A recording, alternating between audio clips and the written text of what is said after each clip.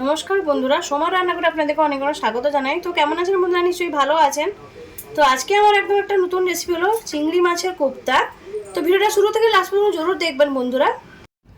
আজকে আমি বানাবো চিংড়ি মাছের কোপ্তা। তো তার জন্য আমার এখানে নিয়েছি চিংড়ি মাছ। চিংড়ি মাছটা আমি মাথা পরিষ্কার করে রেখেছি, এটা মাথা সমেত আছে, খোসাও আছে। তো এখানে আমি নিয়েছি বেসন, আর নিয়েছি পেঁয়াজ কুচি, ধনে পাতার কুচি আছে এখানে।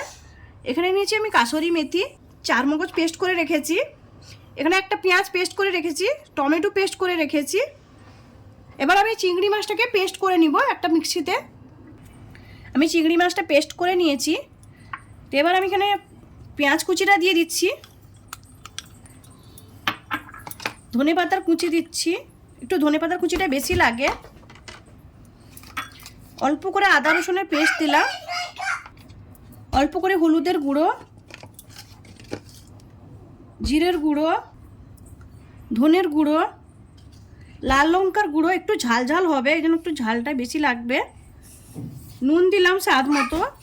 আর এটা যখন চিংড়ি মাছটা যখন পেস্ট করবেন, জল ছাড়াই পেস্ট হবে। এবার আমি এখানে বেসন দিচ্ছি, বেসন আমি 2 চামচ দিয়েছি। এটাকে ভালো করে মেখে নিব। এটা অনেক পুরনো দিনের রান্না আমাদের গ্রামে, এটা গ্রামের রান্না, একদম পুরনো দিনের। আর এটা এত ভালো লাগে, শিলনোড়ায় পেস্ট করে আমার দিদা বানাতো আগে চিংড়ি মাছের কোপ্তাগুলো। তো ভাবলাম আপনাদের সঙ্গে শেয়ার করি। এটাকে ভালো করে আমি মেখে নিয়েছি, এটা মাখানো হয়ে গেছে ভালো করে। এখানে আমি তেলটাও বসিয়ে দিয়েছি। এবার তেলটাও গরম হয়ে গেছে, আমি তেলের মধ্যে দিব, এইভাবে গোল গোল করে কোপ্তার মতন বানিয়ে নিব ছোট ছোট করে। এটা খুব বড় বড় হবে না, একটু ছোট ছোট করেই হবে, ছোট সাইজের এভাবে। তো আমি দিয়ে দিচ্ছি এদিকে। আর গ্যাসটা একটু স্লো করে ভাজবেন, তাহলে ভিতর থেকে মাছটা ভাজা হবে, নাহলে কাঁচা থেকে যাবে চিংড়ি মাছটা। এখন ছোট ছোট করে আমি দিয়ে দিব।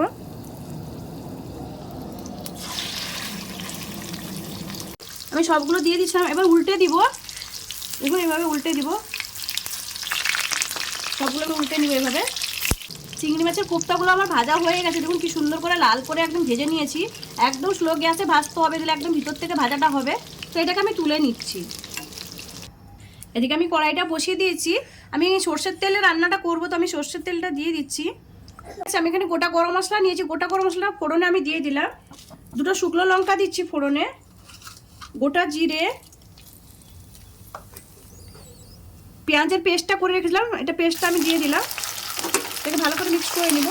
পেঁয়াজ বাটাটা আমি দিয়ে দিচ্ছি, এটাকে ভালো করে একটু কষিয়ে নিতে হবে। এভাবে একটু লাল করে পেঁয়াজটাকে ভেজে নিব। পেঁয়াজ বাটাটা আমার ভাজা হয়ে গেছে। এখানে আমি আদা রসুনের পেস্টটা দিয়ে দিলাম, পেঁয়াজ পেস্টটা দিয়েও ভালো করে আমি কষিয়ে নিব এইভাবে। এবার আমি হলুদটা দিয়ে দিলাম, অল্প করে হলুদটা দিয়ে দিলাম, হলুদটা দিয়ে ভালো করে কষিয়ে নিব। এবার আমি এখানে টমেটো পেস্টটা রেখেছিলাম, তো ওটা দিয়ে পেস্টটা ঢেলে দিলাম। এটা বড় সাইজের একটা টমেটো আমি নিয়েছি, পেস্ট করে রেখেছিলাম। তো এটাকে ভালো করে কষিয়ে নিব সঙ্গে। মশলাগুলো আমার কষানো হয়ে গেছে। এবার আমি শুকনো মশলাগুলো লাল লঙ্কার গুঁড়ো দিচ্ছি, আমি ধনে গুঁড়ো দিলাম, অল্প করে জিরের গুঁড়ো। ভালো করে আমি এটাকে কষিয়ে নিব এভাবে।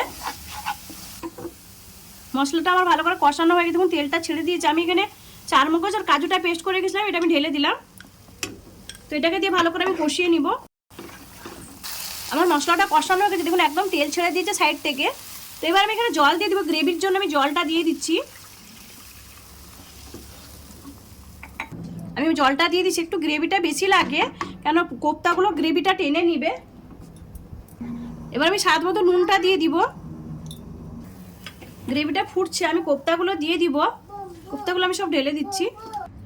আমি কোপ্তাগুলো সব ঢেলে দিয়েছি। দেখুন একটা আমি কোপ্তা ভেঙে দেখাচ্ছি, দেখুন ভিতর থেকে একদম সেদ্ধ হয়ে গেছে, একদমই কাঁচা নেই। তো একদম গ্যাসটা স্লো করে ভাজলে ভিতর থেকেও সেদ্ধ হয়ে যায়। তো এটা আমি দিয়ে দিচ্ছি। আমি এখানে বড় সাইজের চিংড়ি মাছটা নিয়েছি, আপনারা চাইলে কুচো চিংড়ি মাছটাও নিতে পারেন। কুচো চিংড়িটাইও খুব ভালো হয় কোপ্তাগুলো। উপর থেকে আমি একটু গরম মশলা পাউডার ছড়িয়ে দিলাম।